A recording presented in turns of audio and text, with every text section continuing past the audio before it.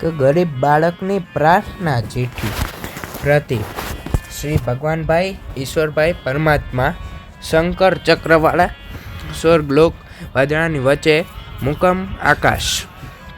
પ્રિય ભગવાન, જય ભારત સાથે જણાવવાનું કે હું તારા ભવ્ય મંદિરથી થોડેક દૂર આવેલી સરકારી શાળામાં 7મા ધોરણમાં ભણું છું.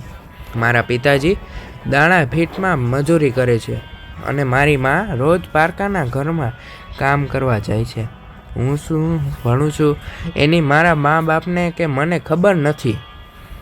કદાચ શિષ્યવૃત્તિના પૈસા અને 1% મફતનું નિશાળ મળે છે એટલે જ મારા મા બાપ મને રોજ નિશાળે ધકેલે છે.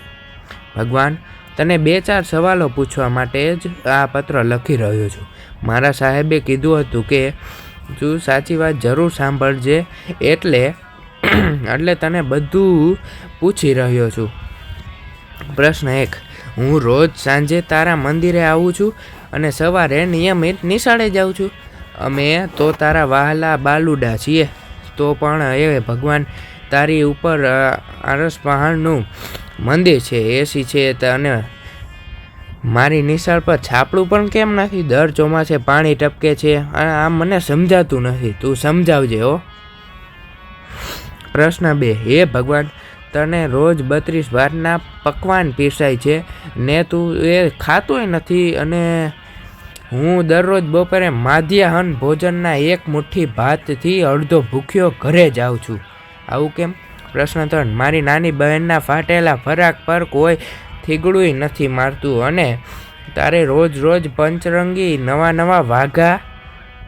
સાચું કહું ભગવાન, હું રોજ તને નહીં પણ તારા નવા કપડાં જોવા જ તારા મંદિરે આવું છું.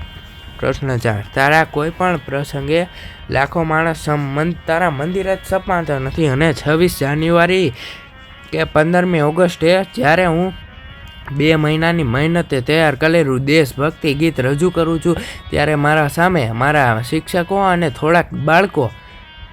હે પ્રભુ, તારા મંદિરે જે સમાતા નથી એ બધાય મારા મંદિરે કેમ ન ડોકાતા નથી? પ્રશ્ન 5. તને ખોટું લાગે તો ભલે લાગે, પણ મારા ગામમાં એક 5 સ્ટાર હોટલ જેવું મંદિર છે. તે તારે ખરેખર એટલી બધી સગવડતા જોઈએ છે અને તારા મંદિર જેવી એક જ પ્રાથમિક શાળા પણ છે, પણ એમાં એમના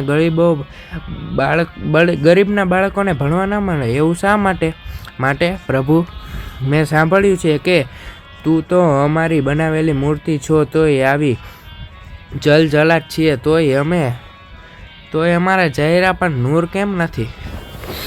બસ, શક્ય હોય તો આ 5 પ્રશ્નોના જવાબ આપજે. મને વાર્ષિક પરીક્ષામાં ક્યાંય કામ લાગે. ભગવાન, મારે ખૂબ જ ભણવું છે, ડૉક્ટર બનવું છે, પણ મારા મા બાપ પાસે ફી કે ટ્યુશનના પૈસા નથી. તું જો તારી એકાદ દિવસની દાન પેટી મને મોકલને તો હું આખી જિંદગી ભણી શકું. જોજે આ વાત પર જરાક વિચાર કરીને કહેજે.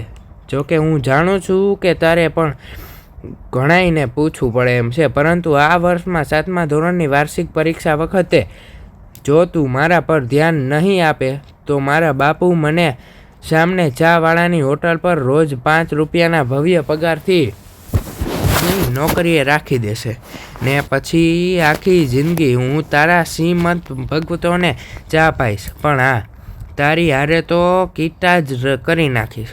માટે જલ્દી કરજે ભગવાન, સમય બહુ ઓછો છે તારી પાસે અને મારી પાસે પણ. લિખિતન સરકારી શાળાનો એક ગરીબ વિદ્યાર્થી અથવા ભારતના એક ભાવિ મજૂર. વંદે માતરમ.